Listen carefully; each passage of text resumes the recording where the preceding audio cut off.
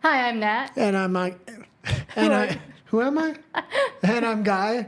Pedro, Pascal, Lilo and Stitch. Global warming, the new global cooling. How many times can they get it wrong? Yes, and thank you to everybody. If you're here because of my live in Spanish, thank you for coming over as well. And yes, we have a lot of news. It's Friday finally, but we'll have still a few things before we end the week. You were getting really heated in those comments you were reading on your other show. Well, because someone said that Lilo and Stitch isn't for children, that's too infantilized, and I think that that's moronic because it's a children's movie. Well, was Rafa here yet? No. Oh, he's not. Okay. Maybe, I don't know. When he gets here, maybe he'll tell us what he thought. You said you thought he watched it, so. Yeah, I think Rafa said he watched Lilo and Stitch, so Guy also wants to know what you thought, so let us know in the comments. If you don't know who Rafa is, he's like our most loyal Our top member. commenter, yeah. So thank you so much for always being here. Yeah, him and Walker. Always appreciate all your comments. And everybody else, if you want to comment, don't be shy. Jessica as well. Jessica, yeah, Ramirez. If you want to comment, don't be shy. Comment, and we will read it and reply. Okay, let's go right into Pedro Pascal. You knew a lot more about this than I did because you were doing tons of research all day. Yes. And all week, essentially. And then you started writing the script, and I was like, no. It was too long. Do 10 minutes. All my research points were it was a whole giant, it was a bunch of pages. I do it on notes, so I don't know how many pages, but it was a lot. About his family, about his brother, about this person, that person. Yes. Yeah. But lately he has been stirring up controversy because he's out there using his mouth too much, as do a lot of these woke celebrities that decide that their political opinions are the most important thing and not promoting whatever movie or series they're supposed to be selling to the public. So there's been a bunch of stories coming out about him dancing in a provocative manner, at least for men. I kept telling you to watch the video, and you finally watched it. Yeah, and I mean, I don't think that that's the most egregious thing, but I mean, this, for example, and I'll ask you, since you're a man. Yeah. So Pedro Pascal reportedly encouraged, this is from That Park Place, go follow WDW Pro on YouTube, but Pedro Pascal reportedly encouraged Dakota Johnson to join adult-oriented website to sell photos and suffers no consequences. Well, in the woke community, I think it's completely unacceptable. The problem is she's a straight white female and he's a minority gay male. Maybe gay. Hasn't come out. I have a feeling he screwed his way to the top of Hollywood, and that's why he feels untouchable now. I also showed a video of him sniffing Dakota Johnson's chest area. Gay guys get weird with women. I know, all the time. I'm not gonna. Either way, if he's gay or he's not gay, it's disgusting that a coworker, because they're coworkers, they're co-stars, tells that wouldn't work in any sane world where a coworker, a 50-year-old I'm coworker, constantly telling you not to do OnlyFans. I never wanted to or want to, or I'm even interested. Don't give people ideas because they've already asked me if I would ever do that on the comments. No, ever, never. I think it's a stupid, terrible idea. I wouldn't even put pictures that I'm not 100% sure I'm okay with them being distributed anywhere. Yeah. Like thumbnails and stuff. Okay, let's get back into Pedro Pascal. But he's 50, she's 35 or 36, and they're co-workers, and he's like, oh yeah, because the way I imagine it is oh yeah, you should do this adult website thing. I don't know, it grosses me out. I imagine he's being gay. I mean, there's a lot of things coming out on him right now, so... and gay people feel entitled to do whatever they want to women. So yeah, that is true as well. Yeah, it's been normalized a little bit too much. Okay, but because it's Hollywood, everybody's like, oh yeah, even Dakota Johnson is like, oh yeah, he asked me if I would ever do that, and I said no, and he said I'd make so much money. And I do think that the left is always going on and on about objectifying women and feminism, and they should choose to do it if they want to. You should never suggest to a woman that she should do it if she doesn't want to. And now it's like, oh, it's so funny. Yeah, well, I think disgusting. Pedro Pascal's in every major movie. He feels untouchable at the moment. Also, why is he? And there is a cancellation coming for him right now. You can kind of feel it in the air. Mm-hmm. And he seems to be doing everything to fall right into it because he's been embroiled in so many leftist controversies when progressivism was huge. I think if he thinks he's untouchable. And there's also a lot of things that could come out about him, his family, things that have happened that I think he's doing the darndest, so keep that all under wraps. He was one of the main stars during the first Trump administration, beating the drums, literally making lies about kids in cages and things like this that the Obama administration said. Mm-hmm. And the fact that he got away with lying on such a mass scale, I think he really feels emboldened. And he was also heavily supporting Boric, who is, or Boric, the Chilean president, who's this young lefty, insufferable tweeb. that is essentially tanking Chile. And now his approval rating, I didn't remember how to say approval rating in Spanish, but his approval rating is like the lowest it's ever been, I think, for even other presidents of Chile. Oh, yeah. Well, and then he was against Milei, and Milei is doing fantastic right now for everything he has stacked against him. He's slowly taking that country back. Okay, do you have anything else about Pascal before we do move on? Well, just that I think he's gross. I don't understand why he's in everything and why people keep still listen to him. And I think Disney right now and other production companies in Hollywood in general is trying to move away. Like they saw what happened with Rachel Zegler, and he's coming out and saying all this stupid stuff. And I don't think Disney's going to appreciate it because he's in not only Fantastic Four that's coming out soon, but also Avengers, Star Wars, The Mandalorian that's also coming out. He has a threesome movie coming out as well with Dakota Johnson. That's what he was there for. And Chris Evans. That one's going to just improve the cancellation. I think Fantastic Four is going to get it the hardest because it's Disney and Pascal right now, and both of them are in the crosshairs. I mean, just all the stuff. Maybe we'll move on to Lilo and Stitch. Yeah. All the comments we got on our video, like we watched the movie. I gave my honest opinion of it. I thought it was a great movie. Yeah, there was a couple leftist things put in there that was pointed out by the commenters that I didn't notice.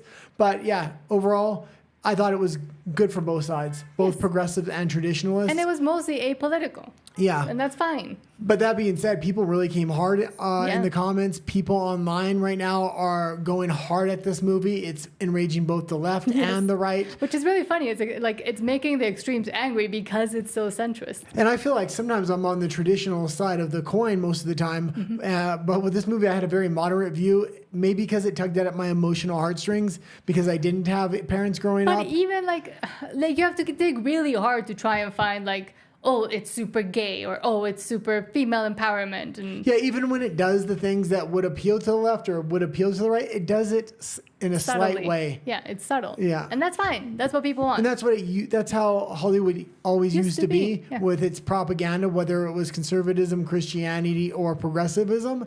It's gone so hard one way. It really, every movie seems to take a stand now. Yeah, and we've become unaccustomed, and I think Rafa said it in Spanish, to like hyper attuned to seeing everything as woke or everything as, oh, they put this in there for a message, especially. So like I think people are going into it for both sides, trying to be like, oh, they did this wrong, they did that wrong. Oh, Disney's now going to be in Abu Dhabi, so now everybody has to wear burqas. Like, well, I think both sides are. I'm a little bit older than you. I grew up in the 80s, and I do remember religion was suffering a huge rejection in the 80s and 90s. And it's kind of like woke is the new religion of the progressive left. And it's having the same type of rejection now. People are hyper attuned to when something woke's in a movie or something left political is in there, just how they were hyper aware of religion and they were really rejecting religion. And now people seem to be coming back around to religion, which is strange. Yeah. And again, I think Disney, once again, at least with this movie, because I mean, we know they're still coming up with Thunderbolts and all the other stupid actual woke things that they're doing and saying and etc. But they're realizing where their tide is turning, and I think with Pedro Pascal as well, and with this movie being so like down the middle, I would say they might have a chance to kind of not turn back the time. I got a feeling make it better. This movie was definitely moderate and appealed to the masses. I have a feeling they're going to start actually turning more and more conservative because that appeals to families in general. Yeah. And which is they were trying to appeal to their adult fan base. Yes. And which we saw a lot of in the theater yesterday. When you appeal to adult fan base, I noticed the theater, there was a lot of gay guys dressed as furries, dressed as Stitch, which was a little uncomfortable, but whatever. But you're only selling 2 tickets to that crowd. Yeah, at most. Or if it's a threesome. 3. With a family, you're selling usually 2 kids' tickets and the husband and wife. So you're selling 4 tickets. And very often the kids will keep nagging the parents to actually go back. Or bring friends or cousins, whatever. And they're going to go buy the action figures and everything else. Although the gay people were buying all the ears and all the suits. Yes. Man. Yeah, everybody was, all the adults were very dressed up. And Disney has realized that just trying to pander to their adult fans hasn't been working out monetarily because they don't have kids. So they're the kids that are going to Disney, but it's only 1 or 2 people. When they were selling to families and doing all these discounts for families and like trying to attract families, their numbers were way higher. But it's interesting to look at the Universal theme park now. They're really going towards adults. When I'm looking at that, adults are really going en masse to there, but I think it's more Well, I don't know. Well, there's Island of Berk that also has some stuff for kids, Nintendo, which is also more kid related. Yeah, and but also it's Harry kid related. Potter. But when I'm watching the stuff on X, it's like literally adults lining up for the park today. I was watching, and then they scurry in the door and they all run for these lines, and it's like because it fighting each opened other. yesterday. That's why. Oh, that's why. Yeah. I was wondering. I was like, this is crazy. There's Opening not, to the general public was yesterday. There for was no Epic kids there. Universe. Yeah. Well, the kids also. I mean, right now it's going to be Memorial Day weekend, I believe. So yesterday they were still in schools. I'm guessing over the weekend a lot of people will go with kids because they're out of school for longer. I think so too. And during the summer vacation, I think their numbers are going to be crazy. And Disney's trying to figure out what the hell to do. Okay, maybe we can move on. We're going to talk more about Lilo and Stitch on Monday and Mission Impossible because the numbers for the theaters will be coming in. Rafa does tell us his opinion Oh, about what do Lilo you and say? Stitch I've been before waiting for... before we stop talking about Lilo and Stitch. Yeah, Guy has been asking me if you said anything about it doing Spanish, and I was like, just wait for it in English. So Rafa says, I really liked it. It was really touching and emotional. It was. Oh, good. Stitch looks I'm awesome. not the only guy. Stitch looks awesome. On the downside, it was noticeable they were on a budget, which I mentioned. The beginning was too accelerated, and they left out one character. And I think there was a commenter that said it. I forget the name. It starts with a shark. Something like shark something, but they left out one big character that's an alien, and I think it's because they might want to do a sequel and like make it more focused on the other characters that were left out. Yeah, it's $1 billion movie. They're definitely going to do a sequel. I hope they do it right and they take their time realizing they have a new property on their hands. I think so many of these live action movies have absolutely flopped for Disney. If they can do the next Lilo and Stitch really good, it could reset live action for them. Mm-hmm. And he also says, so I guess they tried to save money on CGI. Yeah, I mentioned that too. And that's why they made the aliens more human than alien. But like the way they handled the sisters' relationship. And that was like the important, the touching part. Again. And I do like how they kept bringing the parents into the thing, how they really longed for their traditional family, but they were stuck in a different situation. That really appealed to me in a lot of different ways, but yeah. And through no fault of their own. Like, it's not... Yeah, and they hit the Hawaiian notes fantastic. A lot of these leftists are complaining, or progressives are complaining online that this is cultural appropriation. Colonialist, whitewashing, white supremacy. I used to live in Hawaii for a long time. People are just going to be happy that their culture is actually getting the spotlight for a little bit. Yes. They might complain a little bit, oh, they could have done it better, this and that. But it's Hawaii. You're going to put hula dancers in there. They put the Hawaiian flag in there. Like the fire dance. And I did see a lot of the behind the scenes. And they did use a lot of locals and natives and people that are there working and doing their lives. So, and they used a French bulldog. Yes. Which was cute. They taught a French bulldog how to surf. Okay, I'm going to go back to Brittany Garner now. Yeah. Yeah, and I was kind of grabbing a bunch of stories where you were doing your live show, so we had a little bit of a different show from our morning show. Mm-hmm. And I had seen Brittany Garner on YouTube today, and there was a lot of things coming up. First of all, there was another ex. I didn't want to put it on here because I thought we would get dinged. She's supposed to be a female. If you've ever heard her talk, she has a really deep voice, but she was shooting basketball without a shirt, and she looked like a man. Mm-hmm. She doesn't have breasts. Yes, there's a lot of videos. And she's shooting without a shirt. About that, yeah. But on this particular one, she was playing Kathleen Clark, who is really the WNBA's star. Mm-hmm. I'd say they're really only star. Maybe Brittany Garner, but it's really bred through controversy for her. Mm-hmm.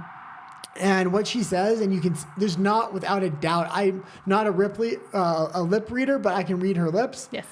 It's going to be obvious what she says. She says, F Kathleen Clark, the white girl. So Riley Gaines, if you don't know who Riley Gaines, she advocates for saving female and women's sports and making them just for women.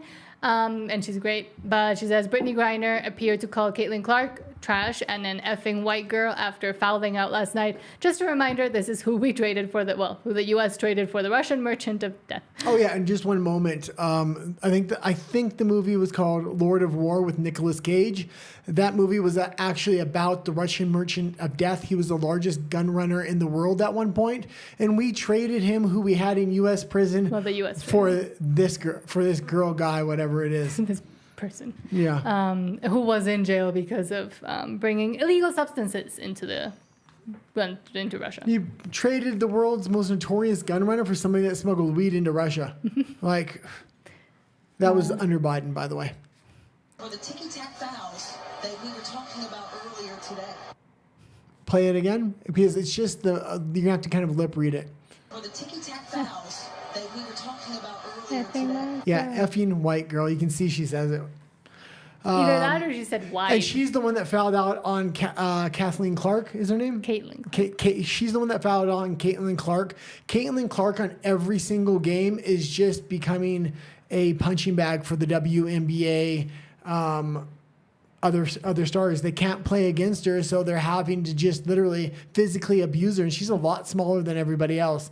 And they're just doing flagrant fouls, trying to intimidate her. I don't know about basketball, so sure, I'll believe you. But I mean, yes, she either said effing white girl or effing wide girl, but like She's not very wide. That's the only confusion there could be. Brittany Garner is trash, but even Griner. Caitlin Clark, like she's defending all this woke nonsense in the WNBA, which Yes. I think she would have been just smart to be quiet about everything Yeah. because her fan base was really liking her because she was non-political. And she was garnering a lot of support from more conservative, traditional, right-leaning people, and she's trying to lose it, I think. She's getting a lot of pressure from the WNBA and fellow players and things like that. And if you've ever had a close-knit bunch of coworkers, when you do get that kind of pressure, well, she's kind of succumbing to it. Maybe she thinks she can play both sides. Just keep your mouth shut like Tom Cruise did with Mission Impossible. That's the best thing. Okay. Let's keep going on here. And the next article is... So, global warming is popping right now, says Table Salt 13. Toronto faces coldest late May in more than 50 years. The city is experiencing its coldest May since 1967. Yeah, so we have two articles about global warming here. This is the first one, and Toronto is facing its coldest May in 50 years. And this is all across Canada, actually. And it's not just across Canada. A lot of places around the world right now are having cooling temperatures. The oceans are supposed to recede. We're going to go into that in the next story. But this whole thing about global warming for the last probably 30 years, and then they changed it to climate change or climate crisis events in the past 5 years. Why? Because they could see the trends were changing. Not many people remember the 1970s, but in the 1970s, they said we were going to enter an ice age. And then the temperatures began to rise, and they called it global warming. But a lot of scientists were warning they think that's a glitch, and we're actually going into a cooling period. I followed both sides of the science. When everybody was saying the science was settled and it was global warming, I said, no, we're supposed to be in a cooling period, and it looks like we might go back into it, and it looks like we have. Do you have anything on this, or do you want to go in the next story, which is related? I was trying to drink water. And I mean, also we saw it. I always bring up this example. I didn't get like the actual graphic, but I believe it was in Canada as well. A few years ago, someone did a comparison of the weather people, like the weather ladies, saying like, oh, it's going to be super hot, and like showing the weather map when they're giving their weather presentation or whatever, like reds and yellows and like super hot. Yeah, and be careful, it's going to be really hot. And it was like 30 degrees centigrade or like 27. So like not super hot, but not cold. And then they showed the same graphics that they were using like 10 years ago when all of that would have been green. 27 was green, 30 was green. The temperatures were actually the same, around the same time. The same temperature. Yet one map was green, one was red. They're trying to create a climate crisis panic. Mm-hmm. Okay, let's go into the next story. And yeah, I have a little video from another creator, but everything she's saying on here is true. So let's just play it. And yeah, these articles have been popping up a lot. Not specifically a YouTuber, but I've been going into articles about the ice sheets in the Arctic regrowing. I mean, hundreds of millions of tons are regrowing of ice right now, and it's been happening since 2021. It's just got on my radar around 2023 how much the ice caps were actually growing back. I didn't really believe it at first because even though I didn't believe the global warming, just to see how much growth on the ice sheets is actually happening right now, and it could recede the oceans, is pretty shocking. We went from the sea levels are rising due to climate change to the sea levels are actually going to lower because the Antarctica's ice sheet has grown for the first time in decades. That's right. This article from SciTech Daily says that for the last decade, the ice in Antarctica has been melting, causing sea levels to rise. But to everybody's surprise, they've experienced a record-breaking increase in ice sheet overall mass, and that is going to cause the sea levels to lower this year. Which is pretty crazy because scientists and climate change alarmists have been saying for 15 years that that would never happen. But for now, your beachfront property is safe because even though scientists are warning that this could be temporary, sea levels are actually going down this year by 0.3 millimeters. This is a graph from the article showing that from their Antarctica have experienced an accelerated loss until 2021. And now you can see that uptick, which they're calling an abrupt gain, where the ice. Okay, that's good. And if global warming is true and they really thought all these the sea level was going to rise to the drastic proportions they reported over the last 10 years, Barack Obama and all these other politicians wouldn't be buying beachfront property all the time. Yep, that too. And Rafa says, Al Gore's fake predictions should have been enough to disregard that alarmism. They should have, but they didn't. And he's still out there giving them and saying them. And Yeah. he also said, bless you, thank you. A lot of times I'm trying not to sneeze. I don't know what, I think it's the lights that make me want to sneeze. Or you sneeze in the so a lot sun of all time the I'm time. always like trying not to sneeze.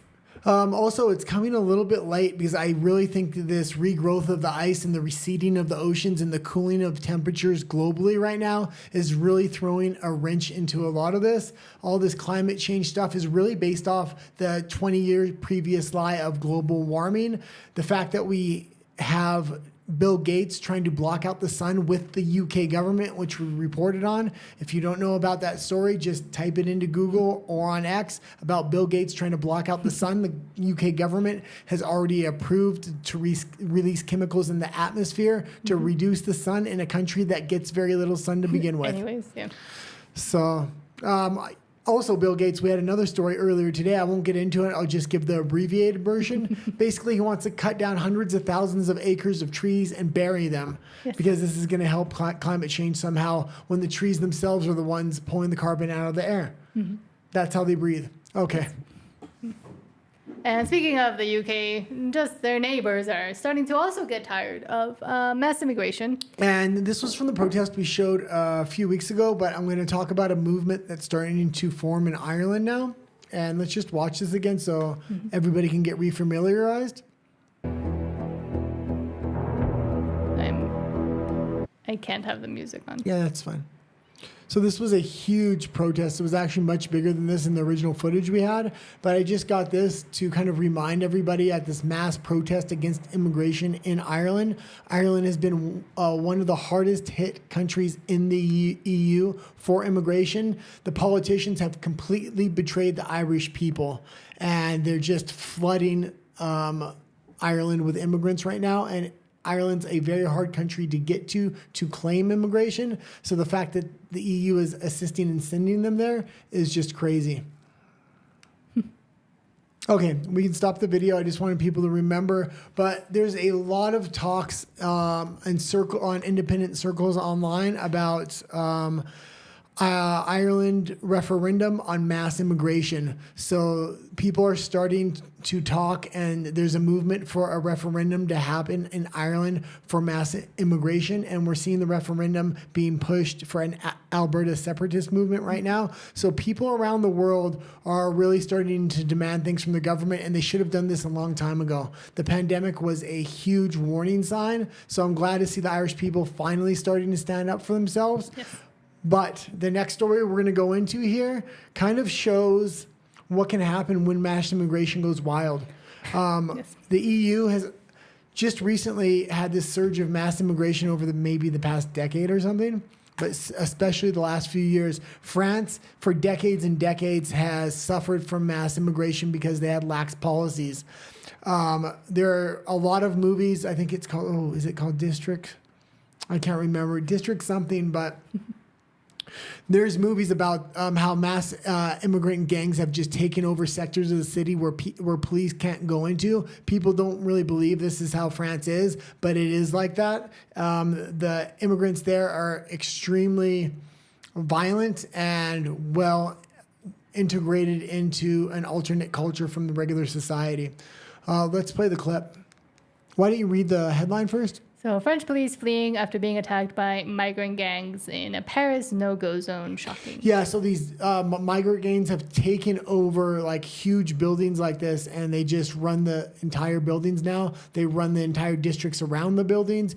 You can see all these white cars in the front. These are all police cars. You're going to see a massive police presence, all fleeing for their lives against migrant gangs. And this is not an isolated incident in France. The rest of the EU may be in store for this if tensions continue to rise.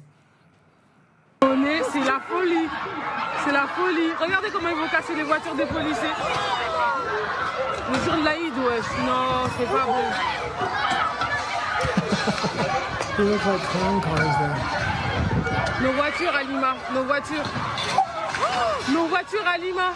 Ta voiture, elle est où? Oh, La police, elle part.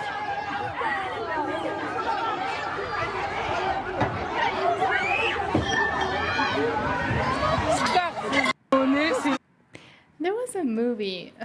Did I watch it with you? yeah, it was. The movie was good, and it appealed to me because it used parkour, and Was that about a girl? I believe I can't remember, but Something about a prison and a girl. Oh, But no. then they showed like where the migrants were living. And they try to bring it into the movie. Yeah, I think that movie was based upon it was definitely heavily influenced by this movie that was done. I think it was done in the 90s, and it really highlighted parkour, but it highlighted these migrant gangs in these French districts. This has been going on for decades already. France is going to have the hardest time trying to get rid of migrants if they choose to go that route. I don't know if they could even do it. They would have to bring the military in. Trying to figure out what that movie's called. Oh, that's all right. No, but I'm curious. No. Just keep going because Fine. you slow down the show when we do that. Sorry. Okay, why don't we read the next article rather than looking for the movie? Don't look for the movie. I'm not looking for the movie.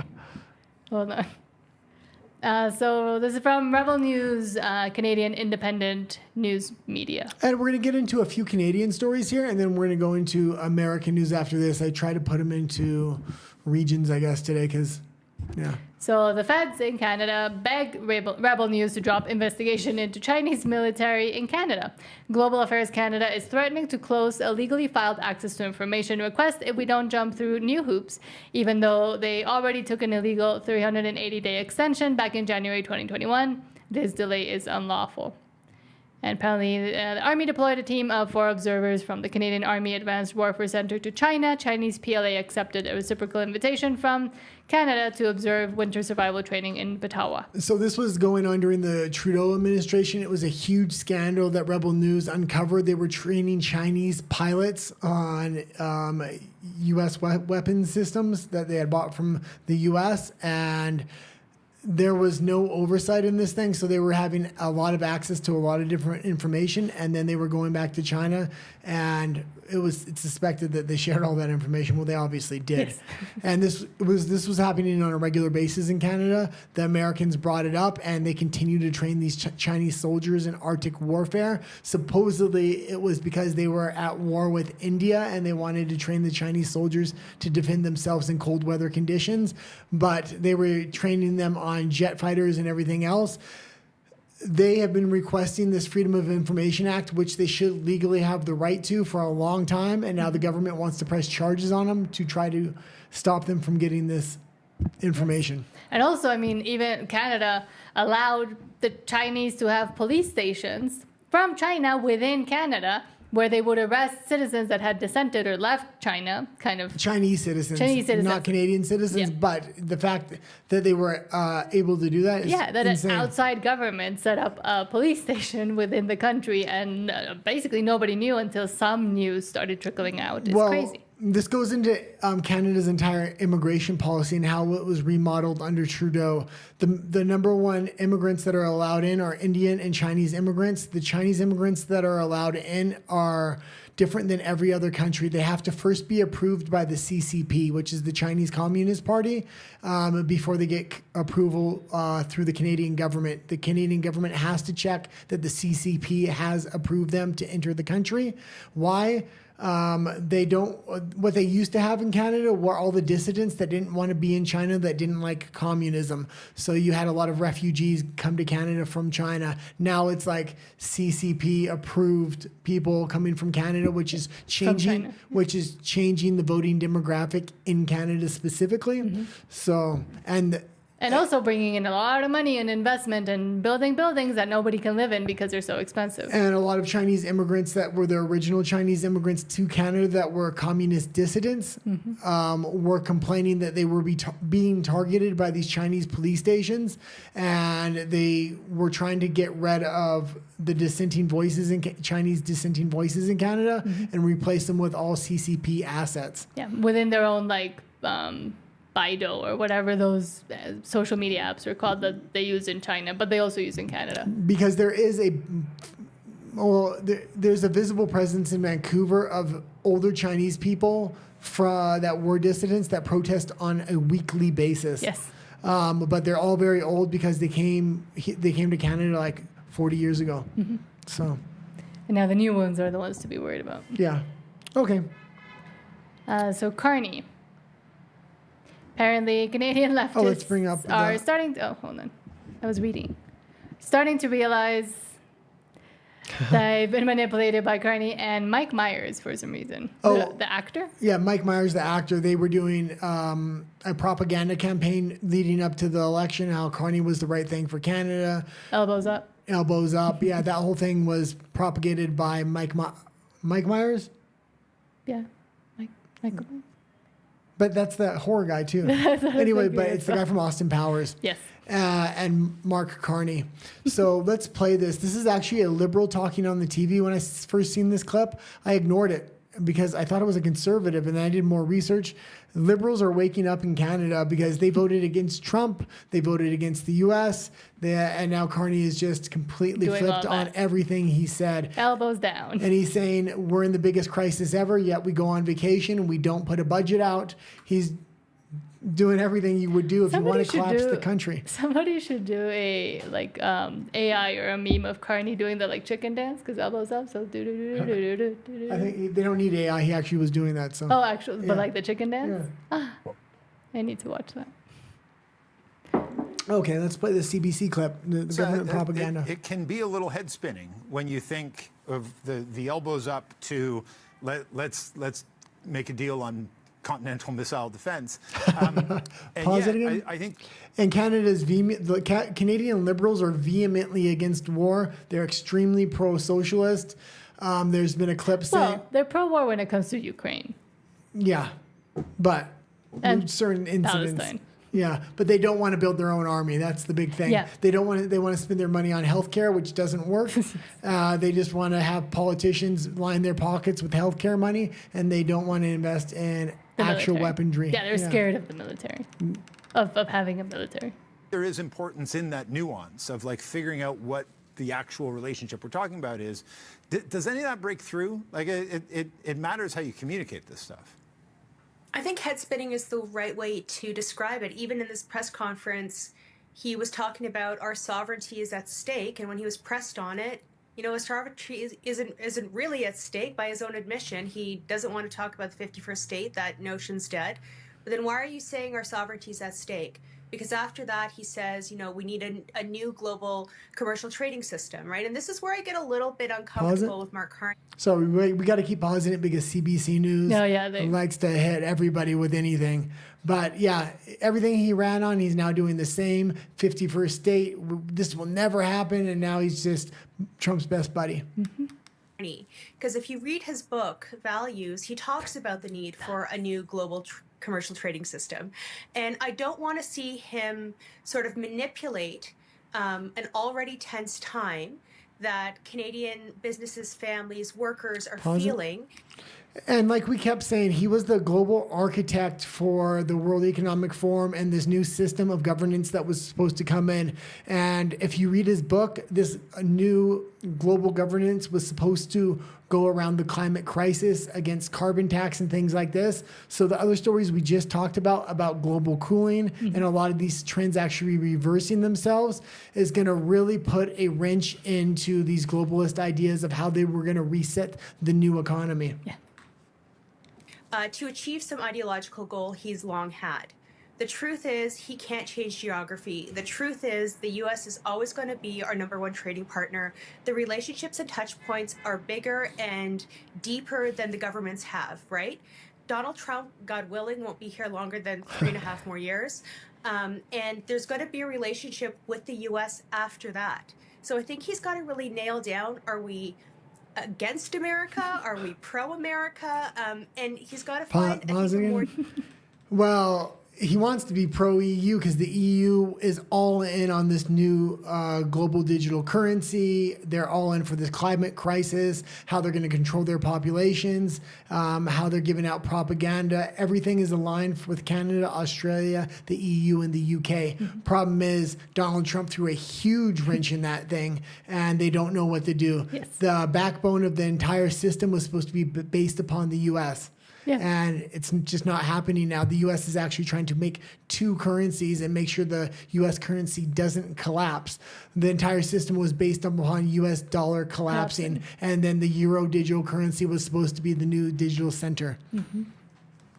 Delicate and smooth way to talk about it, because he's got to drop this sovereignties at stake business. Okay, and that was that. So that girl was a liberal, progressive. Everybody on that news network was a progressive, and opinions are really shifting in Canada. The Liberals actually are trying to restructure how they can get a new leader. They want to be able to vote Carney down at any point and put somebody else in. So it's very interesting that... And he was their last chance. They wanted a puppet like Trudeau. They wanted someone that, because Carney was in the back while Trudeau was in the front as well. They couldn't find one. They couldn't find a puppet fast enough after the whole Trudeau stupidity. So Carney kind of was the last one to be like a step up and actually try to do things. But he's not a politician. He has no idea what he's doing. He doesn't know how to deal with Trump or anybody, and he doesn't know how to do public speaking or speaking to his citizenry. Well, we're going to go into the bond markets in a little bit, and that really has a lot to do with, I think they're going to break Canada's back, and then Canada is going to completely align with the U.S. They're going to have to if they want to float their economy in any way, shape, or form. What's the next story we have? Or do we have any comments? Yeah, Walker says, Canada is a country that perhaps... Walker. Yes, You're Walker. back. You're back. We missed you. We missed you. Rafa missed him the most. Yes. So Walker says, Canada is a country that perhaps needs more investigative journalism. It's a country with a reputation it doesn't deserve. It's specifically why I wanted to start the channel we started all the way back during the dark times of 2020. It has a lot of investigative journalists. But they're being censored. Yeah, the censorship in Canada is draconian, and it's about to get a whole lot worse. Yes. They have legislated hate speech and compelled speech into law. They're trying to legislate journalists so they can get up to 25 years for hate speech, not in a court of law, but in front of a tribunal. They want to be able to levy massive fines against them. They want to be able to dictate to Google and Facebook what's allowed to... They already passed that one. Yeah. No, it's all, in Canada, it's all state-owned media that is basically allowed to do and say anything they want. Outlets like Rebel News, and then there's also a lot of independent... are constantly under threat YouTubers. of legal action and things like this. Rebel News is. They've really gone hard against Rebel News, but there's also Juno News. Clyde Do Something is a YouTuber. What's the other one you watch? Oh, I True North. I probably watch about 20 Canadian channels. Yeah. But, yeah. And it is also one of the reasons why we also started to trying to speak up. Yeah. I will say this. Right before the election, the Canadian independent media, which was being heavily throttled before, had a huge bump and a huge surge. They actually have big followings now. They're very careful about what they say very often. But here's the thing. I don't think it was to do with the Canadian election as much as The American companies are the ones that, like YouTube, Rumble, are the ones that kind of can dictate a push to content creators. And I think the Alberta separatist movement, that they were actually preparing for that overall. And I think this is a long-term vision for America. We'll see what happens. Okay. And it also, I mean, having lived in Canada for 13 years, being a Mexican, it was very frustrating for me. And so part of the reasons why I wanted to do also stuff in Spanish, and I tried for a while I was in Canada, but nobody was watching it because I was releasing it in Canada. But one of the reasons was it was so frustrating to talk to people and complain or try to explain Trudeau or the political system or what was going on with the craziness and the wokeness and the completely out of hand, how it got so out of hand in the 13 years I was there is when the country declined, essentially. Right when I got there, the Conservatives were still in, Stephen Harper was there. Things were nice, good, okay. You could start to see where it was going, but then Trudeau came in 2015, and I watched it live happen, the destruction of the country that I thought I was going to stay most of my life in. Yeah, but... And so I wanted to speak up because every time I would tell people here, or tell like family members, friends about the situation, they were like, oh, but Canada, no, Trudeau's so nice, but like, what do you mean? It's so safe, it's so clean up there, it's so, like, you're so lucky to be living there. What do you complain about? What do you mean with this wokeness thing? What is that? Like, it was very annoying. But it's their propaganda arm. Yes. A lot of things don't get outside of the country or don't make international news because they are so draconian in the way they censorship, and it's about to get a lot worse. But that being said, the thing that made me want to leave Canada wasn't even the collapse of Canada that happened before my eyes, but I used to teach MMA, jiu-jitsu, wrestling. I used to work at a bar, and man, I would talk to people, and it was just a bunch of sheep. Nobody would fight back. Nobody would stand up. They would say, no, it's not happening, because even they were blind to what was going on right in front of their own eyes. And there were so many people that were like, oh, I don't care about politics. I don't want to know. When I would tell them about crazy legislation that about compelled speech or hate speech or transitioning children. I mean, a litany of things. People not being able to being allowed to protest outdoors unless you're of First Nations descent. Canadians not allowed to go into national parks because they're now on native land. Mm-hmm. So Canadians aren't allowed in these national parks anymore, even though they're owned by the Canadian government. I mean, nobody would know any issue. Mm-hmm. And if you would tell them about it, they would look at me like I was a conspiracy theorist. Yeah, like you're insane. And like, I would have evidence on my phone to back it up, and they just didn't want to hear it. Yes, and I lost complete confidence in the Canadian people to vote in change. And man, I thought Polyev had a chance, but I was right. They didn't vote in the change, and now they're going to have to suffer the consequences. And Canada is about to suffer. Yes, deeply suffer. But it's funny, too, because, I mean, I woke up because I was very on the left, and I was very woke myself. And then I realized what they were saying behind closed doors and what the actual plans were and what they actually wanted to achieve. And I was like, this is insane. These people are completely insane. And that's when I started looking at the other side. And then eventually started kind of also talking with Guy and to him. And you at the beginning was also like, oh, I don't care about politics, I don't want to know. The pandemic happened, and then the dark times happened, and then Trump was a real wake-up call. Yeah, because I like Trump because I thought, oh, nobody's saying these things, these are the things, exact same things I'm thinking. And then he would make fun of me and call me baby Trump at the beginning, and then I said, watch him, listen to him, actually stop listening to other I just kept making fun of her, but privately I started reading and watching things, and it was just a litany of lies that were put against this man. And when I really looked into his policies, I said, oh, maybe I was wrong. Why are they lying so much about him? And then I started going down a rabbit hole. Mm-hmm. So, and it just becomes very frustrating also trying to speak to people both there and here about what's going on, and everybody look at you like you're completely insane, even when you have proof or can bring stuff up. Just the threat of being, like, if we had this YouTube channel in Canada, there's a good chance we would be thrown in jail right now. Wow. And we were going to really advance on this kind of dream that we're living now. Mm-hmm. And if we would have done that in Canada, there was a good chance of arrest there. Well, especially if we dead named somebody, then you go upon a human rights tribunal, but also just in general, living there, trying to build something, have a house, have children. It's impossible. Not just dead naming. How we go hard at a lot of different issues that would be considered hate speech, and we would be thrown in jail. Or censorship. So. Also, Walker says, okay, it's not censorship, it's hate speech. Exactly. They love to change the names of things. Remember the video? Oh, Walker wasn't here yesterday. We played a video about In the UK. In the UK, and what was the language they use on that one? Hate speech. No. Oh, no, anxiety. Oh, yeah. Somebody posted something on social media that caused somebody else anxiety, and then they were there to arrest him because he caused somebody anxiety. Yeah, so if you cause somebody anxiety, which is a feeling inside, and you complain to the police about it, they will arrest the person that caused you anxiety. Not even hate speech, just anxiety. What happens if my presence causes anxiety? And Rafa says, I feel you, guy. I also lost confidence, but in the Mexican people.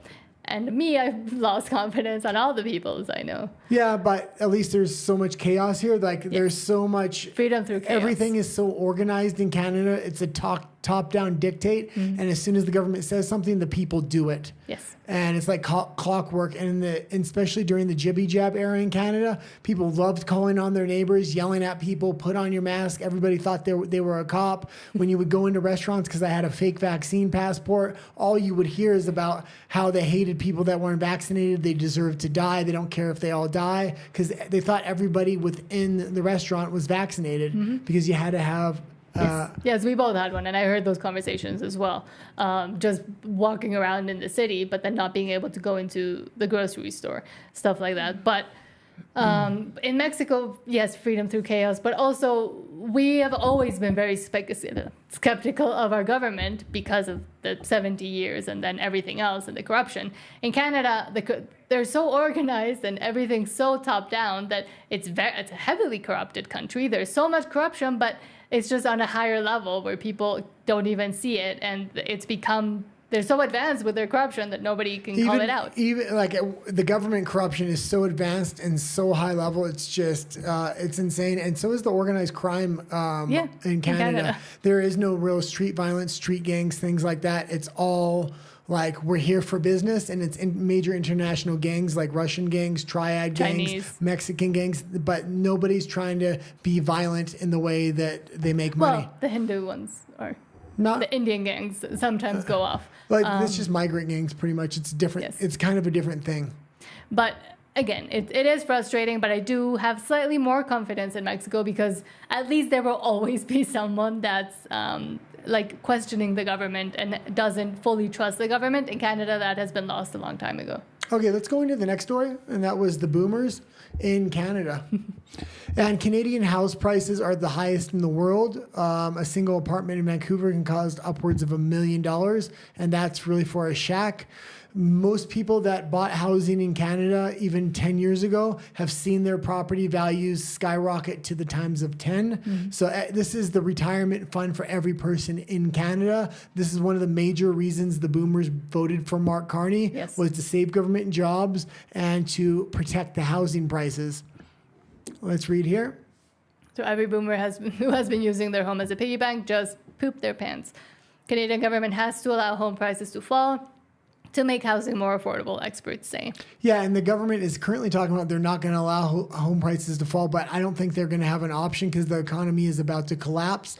The market right now, I was looking and doing research where you were on a moment ago, and the housing market in every major city is, there are so many listings, it looks like a liquidation of homes.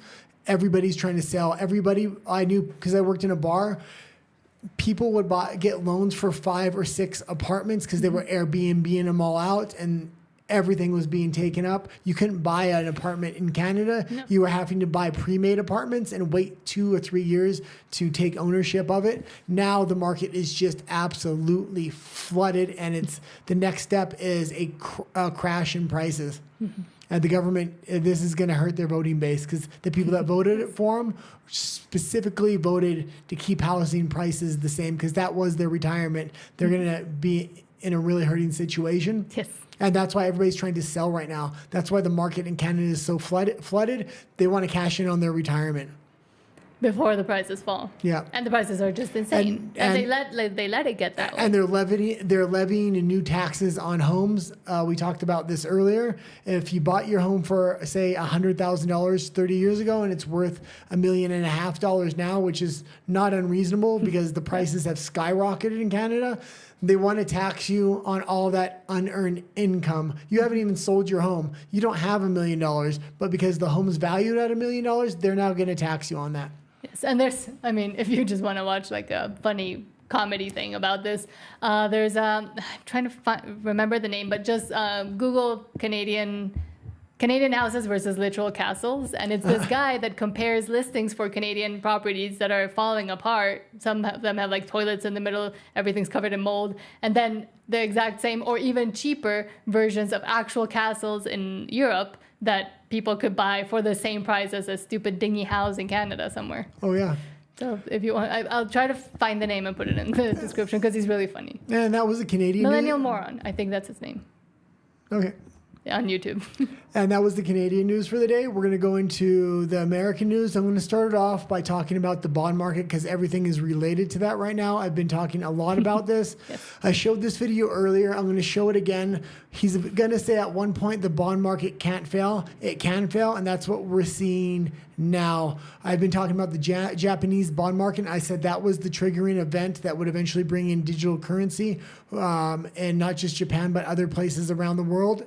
And as I was doing research to check up where the bond market was today, the European bond market is also starting to implode. The UK is the highest it's been in 10 years. It's on an upward trajectory, and so is the Australian. So the dominoes are starting to fall, kind of like I said that they would. That being said, they're also trying to blame it on the tariffs because Trump announced a 50% tariff on Europe. It has nothing to do with the tariff. This is a economic war between Europe and the United States, and they want to collapse the U.S. dollar, and they're willing to collapse their own economy to do so. Okay. Let's if the bond market does implode and the interest rates go extremely high, it devalues the currency and it inflates everything. If this happened in the United States, it would completely collapse the U.S. dollar as the global currency. That's what the Europeans want right now. That's what Trump's trying to protect against, and he's trying to protect it against that through legislating stable coins and then taking the future earnings of that stable coins and securing the long-term value of the American bond market.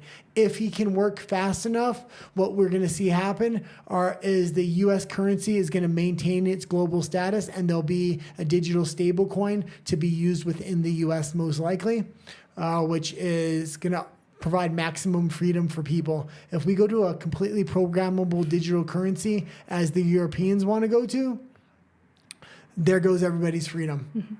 But all this is based around the bond market. I'm going to keep saying it. Let's watch about the bond market.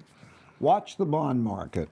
The bond market is the basis. It's the backbone of all markets. It is the risk-free, meaning default-free, probably default-free, interest rate that determines what all asset returns are going to be. And when there is a breakdown of the supply-demand picture for the bond market, you see a certain type of market action.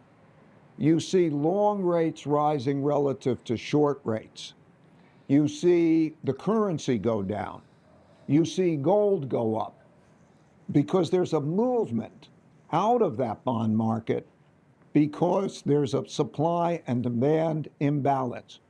When that happens, that raises interest rates, and it puts the Federal Reserve and other central banks in a bind. That supply-demand imbalance, in order to deal with that, when there's not enough demand, they're torn between allowing interest rates to rise and have the negative effect that that has on markets and the economy, or coming in and printing money, essentially, and buying bonds in order to provide the demand for those bonds that aren't there, and that produces inflationary pressures. Okay, and everything that's going on with these tariffs and Doge and a lot of the economic warfare that's going on around the world, all that is surface level. The backbone of all this, the economic war, is going on in the bond market, and Trump is trying to secure the U.S. Economy from the European attack right now. And so far he's doing good, but there is a new Genius Act coming in. Why don't you read a little bit about it? Sure. Hold on. The Genius Act, or Guiding and Establishing National Innovation for U.S. Stablecoins, aimed at creating a federal regulatory framework for stablecoins, will have a vote on May 27, 2025, based on available information. However, significant activity around the bill occurred earlier in May, particularly around a key procedural vote that happened on May 19th. Okay, and I'm not all for what's in this act or all for digital currency or anything like that, but people don't realize he needs to regulate and legislate these stable coins, which are not controlled by the Fed, in order to save the US dollar. The US dollar actually represents freedom and class mobility, things like that. So hopefully Trump's able to work fast enough to kind of save the U.S. bond market, because if the U.S. bond market collapses, then we're definitely moving into a digital currency only model. And what would happen to everybody else around the world? Everything, all prices are fixed upon the U.S. market for the prices of food, prices of everything else. So prices would inflate. Currencies around the world would deflate because they're usually pinned against the U.S. dollar. So it could be really big trouble. The dominoes are starting to fall. If Biden was in office or somebody else, I would be in a panic right now. But because I followed Trump for over 12 months on the specific bond market and what he's been trying to do, he's actually had a plan since his first administration. He doesn't talk about it because it will cause a panic. This is where the real economic war is going to. But today, we literally bought a bunch of rice, bunch of beans, a bunch of water in case there's some kind of financial instability and there's runs on banks and things like that. And we also did it initially because I remember when the bad times, like when they first announced it in March of 2020, and they started kind of trying to shut things down and started saying, oh, it's going to be 2 weeks to flatten the curve. And I remember you saying this is going to last about 2 to 3 years. And I was like, nah. Everybody, I would say, oh, guy says it's going to last like 2 to 3 years. But nobody, like everybody's like, nah, it's going to be 2 weeks. And then we did actually go out and buy kind of in bulk the similar things. And not a lot, a 30-day supply. And I'm not trying to cause mass panic, because even though they want to create a mass panic to move everybody in digital currency, this has kind of been planned out. They need to create a panic so everybody will either transfer their money, or the US, or the governments will secure their money as long as they go into this new form of digital currency. So they're going to cause a panic for probably maybe a year. But if you have 30 days worth of supplies, then you can you'll see when the panic starts to happen, you can go re-up on more supplies, but not really worry, because at least you have enough food and water in your house. Yes. And I am glad that, like, when you said the whole 2 to 3 years, and I was like, no, nobody believed you. And then it actually happened. I was like, oh, like my instinct perked up, and I was like, maybe I should listen more to Guy as well. Yeah, this has kind of all been planned out to move the global economy into digital currency. Trump has thrown a monkey wrench in this thing big time. He's trying to put the U.S. at the center, save the non-digital US currency, dollar? the U.S. dollar, which is the global currency, and then back it through a stable coin, which would make the U.S. the most powerful country in the world. Again, because it's debatable whether China's or the U.S. is number one now. Okay, let's go into the next story, which is Doge. About Doge. It's from Libs of TikTok. Doge just marked 12.3 million people aged 120 and above as deceased in the Social Security database. Democrats are losing their minds that this fraud is being cleaned up. I don't think they're like 120 should be like one. Yeah, I kind of put this in here as well. This just broke today. So they were talking about it, and now they're actually taking action on the things they were discovering. And people were saying, Doge isn't taking action. They're not doing anything. They're just putting out press releases. They're actually taking action now. First, they had to discover it. Now they can take action, whether it's legal action against independent actors or just wipe a lot of this debt off of the book. A lot of what Doge is doing actually has to do with the bond market as well, just like the tariffs have to do with the bond market. Okay, But yeah, so like they even had people in the Social Security database marked as 160 to 169 years old, 124,000 people. Well, how healthy the U.S. is. Yes, they're always like preventative health and trying to keep everybody alive as long as they can, and it's not like it's a big cost to anybody to do so either. Yeah. Well, now with Maha, probably, but so Okay. steel. Yeah, let's go into steel. So Donald J. Trump said. So yeah, this was just breaking as well. Yes. Right before we went on, so I just grabbed his True Social. Yeah. Yeah. Do you want me to read it all? Yeah, read it all. So I can't do the voice, so I won't. But I'm proud to announce that after much consideration and negotiation, U.S. Steel will remain in America and keep its headquarters in the great city of Pittsburgh. For many years, the name United States Steel was synonymous with greatness, and now it will be again. This will be a planned partnership between the United States Steel and Nippon Steel, which will create at least 70,000 jobs and add $14 billion to the U.S. economy. The bulk of that investment will occur in the next 14 months. This is the largest investment in the history of the Commonwealth of Pennsylvania. My tariff policies will ensure that steel will once again be forever made in America. From Pennsylvania to Arkansas and from Minnesota to Indiana, American made is back. I will see you all at U.S. Steel in Pittsburgh on Friday, May 30th for a big rally. Congratulations to all. And this is huge. Everything Trump is doing is related to the bond market, but he's trying to secure the U.S. economy right now. So when there is this collapse in other Western countries such as the UK, Europe, Australia, and Japan. And it's interesting that he's doing it with Nippon, like with Japan, Nippon Steel. So Nippon. I don't know how to say that word. that being said, what's going on right now? Trump, it's working.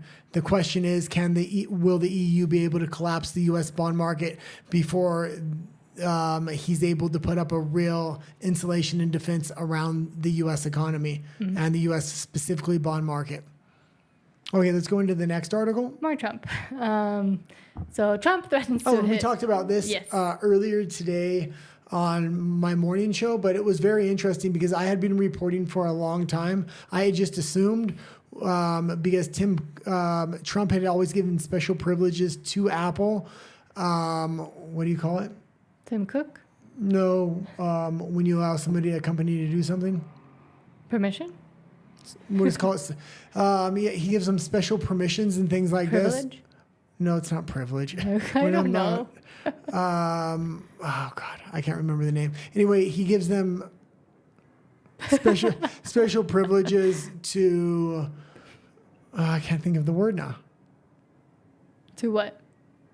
Special. So you don't have to manufacture in the United States. You would get permission to go into India instead. There's a special word for that. Permission. No, it's not. I said it on the morning show. I'm going to watch it back and have it tomorrow. Let me see if it's somewhere in here. No. So anyway, Tim Cook announced that they were going to move all their manufacturing to India. I assumed, waiver. I assumed they would get a special waiver from President Trump, like he had given Apple in the past, to manufacture in China if they moved to India, because India was much more an ally to the U.S. Trump is completely not going to give him anything. He wants their manufacturing back in the United States. This is bad news for Apple. Tim Cook's whole career was based upon lowering manufacturing costs by moving everything they had to China, except for the Foxconn facility that we learned today through Rafa they have in Mexico. Yeah, they have a few in Mexico. I then started looking into it. There's quite a few Foxconn plants, but hopefully here they don't try to fling themselves off of the buildings, having to put nets around them, like in Shenzhen in China. Okay, let's read. You can read a little bit of this. So Trump threatens to hit Apple with, I think. Actually, why don't you just read his True Social from the notes I took? Oh, you have a True Social about this too? Yeah. Hold on. Trump's making all kinds of news on True Social there. The European Union one? That starts with the European Union. No. Oh, no. Maybe No, you don't have it. Oh yeah, yeah, right there. President Trump put Apple CEO Tim Cook on notice. I have long informed Tim Cook of Apple that I expect their iPhone that will be sold in the United States and America to be manufactured and built in the United States, not India or any place else. If that's not the case, a tariff of at least 25% must be paid by Apple to the U.S. Thank you for your attention to this matter. I like how he always ends it with thank you for your attention. Now I'm noticing something. What? I didn't notice that on my afternoon show. What? Because you read it extremely clearly. What do you notice about what he said in here? He didn't say all the manufacturing had to be moved to the United States. He said iPhones will need to be produced. So if Tim Cook makes that concession with iPhones... Because they had said they were just moving iPhone production to India. Yeah, but if he moves iPhone production to the United States, they may give him waivers for other products that are going to be manufactured overseas. I have a feeling, because it's very interesting when I've seen other True Socials Trump has made, he's very specific on certain things. I have a feeling if he moves Apple iPhone manufacturing to the U.S., they may give waivers on other things. We'll see. But, I mean, a lot of people also argue that it's essentially impossible to do that because of the cost. It would be impossible if it was their entire manufacturing base. If it was just their iPhone base, then they would take a hit on that, but it would go on to consumers. Not necessarily, because they would divide the increased cost amongst all their products, so there would be a slight increase, and the cell phone wouldn't have the big hit that it normally has. I have to change mine. Mine's old. Can they wait until they bring out the new one? Well, this is the thing, and I was saying it on today's episode. This is bad news for Apple. There's going to be no real new technology coming out for a long time for a lot of these tech companies. I built this. I kind of seen this was coming 5-6 years ago. I kept telling you about it. Yes, you did. I said, we need to buy everything now. I have to work 110 hours a week. And I did. And all the cameras we have, all the gear we have, nothing's going old. Yeah. And all the cameras. They haven't really brought up very new ones. They haven't ones. bring out the new models. Even the new models they're bringing out, it's not a big leap in technology. Like when I bought these cameras, it was a huge leap in technology. It made all the old models obsolete. Useless. Even the ATEM that I have here, they released the new one. It doesn't do anything more than this one does. Yeah, but like we have been noticing that, like technology has kind of stalled a little bit, and they're trying to bring say there's all these bells and whistles, but it doesn't actually have them. Nothing has changed. And anything that has AI, I don't want to use. Yeah, the new iPhones, the new iPads, they're incremental changes. They're putting in AI. They used to be generational changes every year, every 2 years. That's also kind of why I've kind of kept my really old phone, other than I have no money to get a new one, but I don't like the idea of having AI everywhere. Okay, what's the next thing? Oh, this was the European Union and Trump. Yeah, so that one? Yeah, why don't you just read his True Social again? But I don't think it was that one. Why don't you read his True Social? So the European Union, which was for... one moment. It's quite a long True Social here, but all these True Socials were just put out today. These are statements directly from Trump that are having major political implications. Okay. Hold on. I'm trying to find the article as well. Okay. The European Union? I know. Hold on.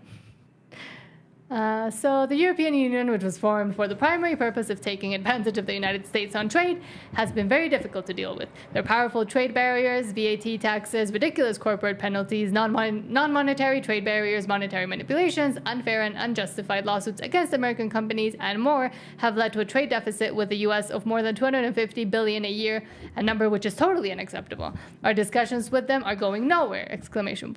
Therefore, I am recommending a straight 50% tariff on the European Union starting on June 1st, 2025. There is no tariff if the product is built or manufactured in the United States. Thank you for your attention to this matter! Yeah, and people are flipping out that he's putting a 50% tariff, but like I've been saying for this whole episode, and I've been saying a lot lately, this has to do with the bond market and the direct attack coming from the globalists in the EU trying to collapse the US dollar.